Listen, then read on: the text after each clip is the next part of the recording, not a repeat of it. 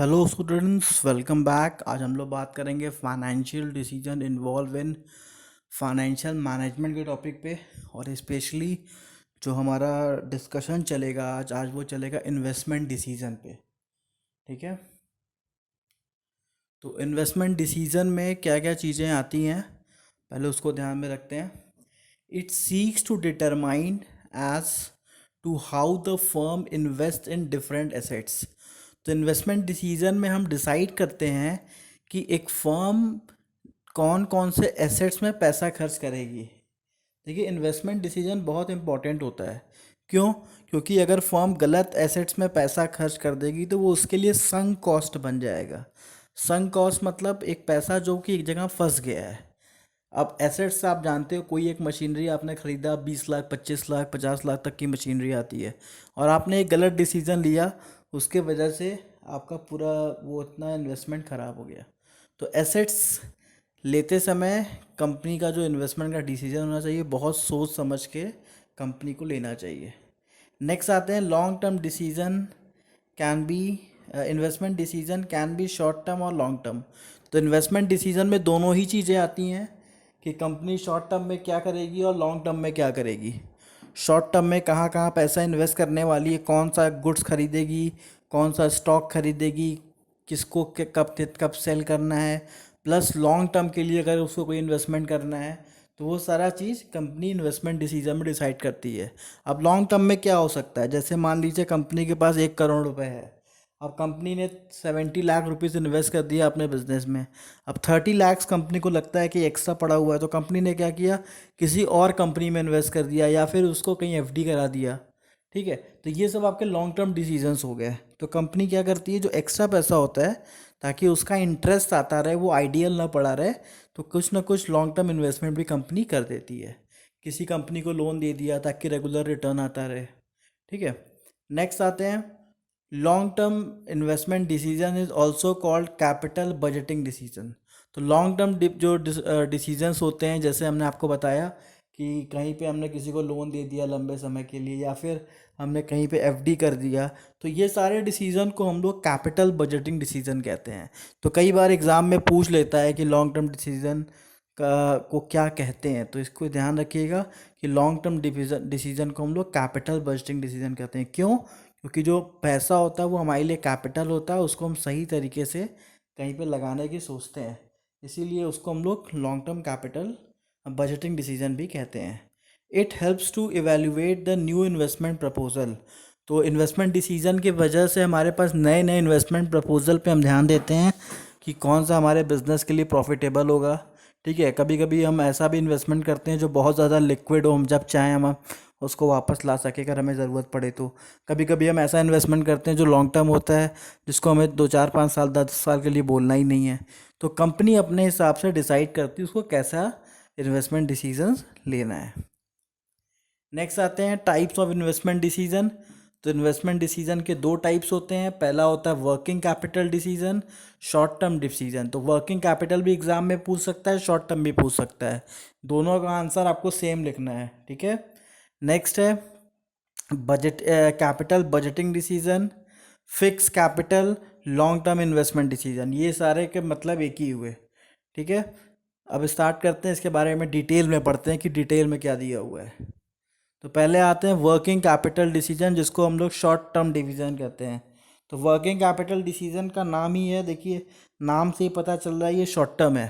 क्योंकि working capital मतलब आप उस पर्टिकुलर अमाउंट से आप वर्क कर रहे हो, अपने बिजनेस में डे टू डे ट्रांजैक्शन को कर रहे हो, इसीलिए उसको हम लोग वर्किंग कैपिटल डिसीजन कहते हैं। ठीक है। तो यहाँ पे बता रहा है, here we decide the amount of the capital required to meet day to day running of the business. तो अगर हमें डेली डेली कोई स्टॉक खरीदना है, स्टॉक बेचना है, प्लस हमें डेली जो छोटे मोटे खर्चे हैं वो सब हमें करने हैं, तो ये सब का भी जो डिसीज़न होता है वो हम लोग इन्वेस्टमेंट डिसीज़न में ही लेते हैं कि हमें डेली कितना कैश चाहिए, बिजनेस में डेली कितना कैश होना चाहिए। ठीक है। तो ये चीज़ें हमारी वर्किंग कैपिटल डिसीजन में ही आता है, इन्वेस्टमेंट डिसीजन का ही पार्ट होता है। Here we decide to take decision related to the cash, inventory and receivable.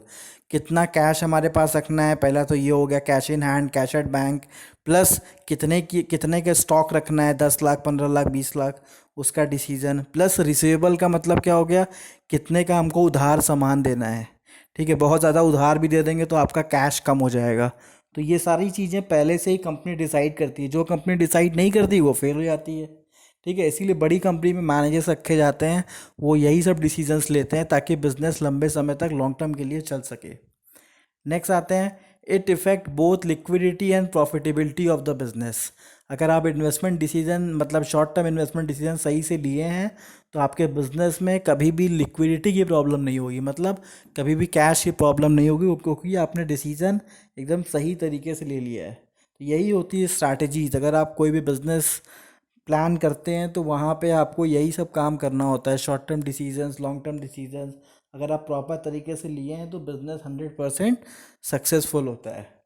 उसके बाद है प्रॉफिटेबिलिटी ऑफ द बिज़नेस, तो इसमें आपका बिज़नेस भी प्रॉफिट में होता है।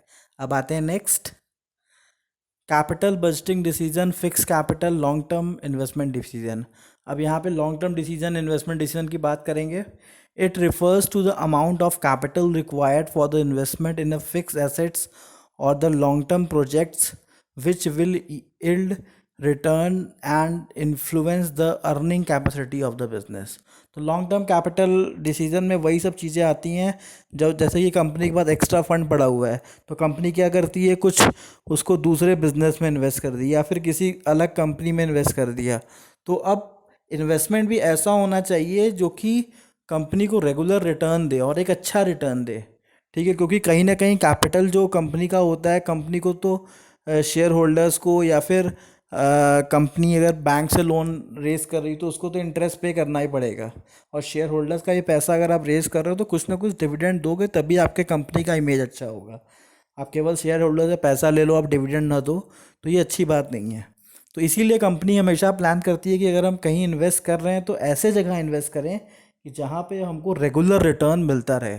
तो लॉन्ग टर्म इन्वेस्टमेंट भी रेगुलर रिटर्न में हो। ठीक है, लॉन्ग लॉन्ग टर्म भी हमें रिटर्न मिलता रहे। It affect the amount of assets, competitiveness and the profitability of the business. तो कहीं ना कहीं ये हमारे एसेट्स को बढ़ाता है। अगर आप अच्छे जगह इन्वेस्ट किए हैं तो आपका रिटर्न अच्छा आएगा, तो आपके कंपनी का एसेट्स बढ़ेगा, साथ ही साथ कंपनी का प्रॉफिट भी बढ़ेगा। तो इसीलिए दोनों ही, अगर आप बात करें शॉर्ट टर्म कैपिटल डिसीजन और लॉन्ग टर्म कैपिटल डिसीजन, बहुत सोच समझ के कंपनी को लेना होता है। अब आते हैं factor affecting capital budgeting decision, long term investment decision. तो लॉन्ग टर्म में अगर आप डिसीजन लेते हो तो कौन कौन सी चीज़ें इफ़ेक्ट करती हैं, क्या क्या हमें ध्यान में रखना होता है, अब इसके बारे में बात करते हैं। The expected cash flow from the proposed project should be carefully analyse. इसका मतलब क्या हुआ कि आप जिस भी जगह पैसा लगा रहे हो लॉन्ग टर्म में, आपका जो भी एक्सपेक्टेड कैश फ्लो है कि हाँ हमें इतना पैसा वहाँ से हर रिटर्न, हर ईयरली, हर मंथली मिलना चाहिए, वो आप कायदे से एनालाइज कर लो। ऐसा नहीं कि आपने बहुत लंबा पैसा किसी ऐसी कंपनी में इन्वेस्ट कर दिया जहाँ से आपको कोई रिटर्न ही नहीं मिल रहा है, सारा पैसा आपका फंस गया। तो इसको आपको पहले से ही ध्यान में रखना होता है कि आप पहले से ही एनालाइज कर लो कि आप जिस भी प्रोजेक्ट में इन्वेस्ट कर रहे हो वहाँ पे आपका कैश फ्लो कैसा रहेगा, मतलब पैसा इन और आउट हो रहा है कि नहीं हो रहा है, कहीं वो पैसा पूरा फंस तो नहीं गया। उसके बाद आते हैं the expected rate of should be studied in the term of risk associated from the propose project. अब एक्सपेक्टेड रेट ऑफ रिटर्न जो होता है उसके बारे में भी स्टडी कर लेना चाहिए। मार्केट में अगर मान लीजिए आपने किसी बिजनेस में इन्वेस्ट किया और वहाँ पे आपको ईयरली रिटर्न आ रहा है 4%, तो आपने कौन सा बहुत अच्छा काम कर दिया, इससे अच्छा तो बैंक में एफडी करा देते। ठीक है, तो कॉन्सेप्ट यहाँ पे ये है कि जब भी आप कहीं पे पैसा इन्वेस्ट करते हो, किसी बड़े बिजनेस में इन्वेस्ट करते हो लॉन्ग टर्म के लिए, तो आपको सब कुछ ध्यान में रखना पड़ता है। ग्रोथ पर्सपेक्टिव के साथ साथ आपको रिटर्न भी ध्यान में रखना होता है कि कंपनी को में आपको अच्छा रिटर्न मिले, ताकि आप ऐसा नहीं कि ऐसा इतना कम रिटर्न हो कि आइए कहीं पे भी इन्वेस्ट करते तो उतना मिल जाता, नहीं, कुछ अच्छा रिटर्न मिलना चाहिए।